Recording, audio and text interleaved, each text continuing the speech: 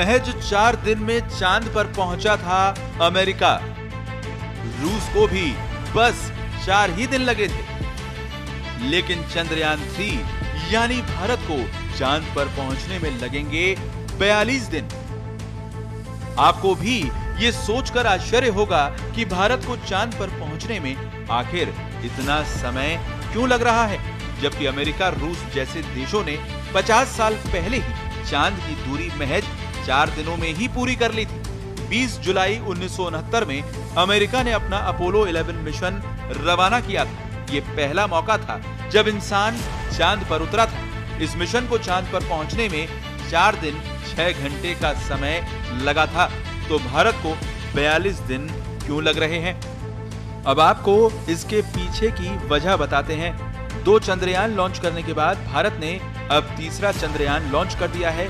श्रीहरिकोटा के सतीश धवन अंतरिक्ष केंद्र से भारत के तीसरे चंद्रयान मिशन को लॉन्च किया गया। अगर चांद पर सॉफ्ट लैंडिंग में सफलता मिली तो अमेरिका, रूस और चीन के बाद भारत ऐसा करने वाला चौथा देश बन जाएगा। चंद्रयान 3 अपने लॉन्च के लगभग 1 महीने बाद चंद्र कक्षा में पहुंचेगा। इसके लैंडर विक्रम और रोवर के 23 अगस्त को चंद्रमा पर उतरने की संभावना है, यानी चंद्रयान 3 को चांद पर पहुंचने में 1 महीने से भी ज्यादा का समय लगेगा। लेकिन क्यों? इसका जवाब रॉकेट की डिजाइनिंग, इस पर खर्च होने वाले ईंधन और चंद्रयान की स्पीड में छिपा है। स्पेस में लंबी दूरी तय करने के लिए यान को ले जा रहे रॉकेट की तेज स्पीड और सीधे प्रक्षेपण पथ की जरूरत होती है। अपोलो 11 की लॉन्चिंग के लिए नासा ने सैटर्न V का इस्तेमाल किया था, जो सुपर हैवी लिफ्ट लॉन्चर था। ये प्रति घंटा 39,000 किलोमीटर की यात्रा कर सकता है। इसके अलावा इसमें 43 टन भारवाहक क्षमता थी। चांद की 3,84,000 किलोमीटर की दूरी को तय करने के लिए नासा के रॉकेट ने 4 दिनों का वक्त लिया था। हालांकि इसमें आर्थिक पहलू भी है। उस दौर में नासा ने $185 मिलियन की रकम इस मिशन पर खर्च की थी।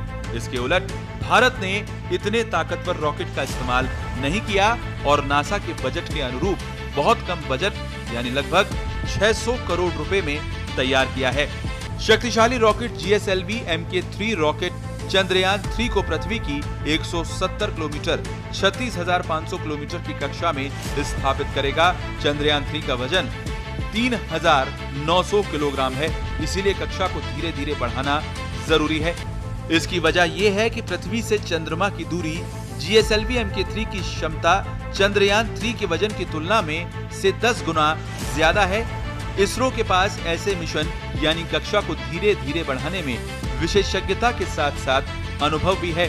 मंगल मिशन चंद्रयान 1 और चंद्रयान 2 में भी इसका इस्तेमाल किया गया था। तो चांद पर पहुंचने में रॉकेट और ईंधन का बहुत महत्व होता है।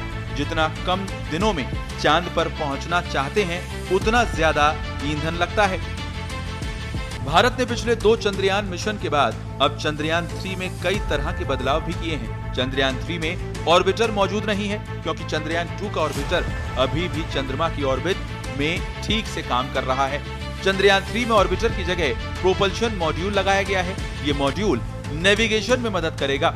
चंद्रयान 3 के लैंडर को ज्यादा मजबूत बनाया गया है। इसमें कई फॉलबैक, वैकल्पिक सिस्टम और सेंसर का उपयोग किया गया है।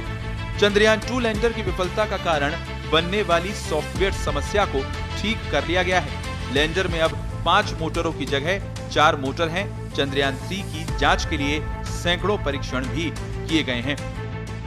स्पेशल रिपोर्ट, पत्रिका टीवी।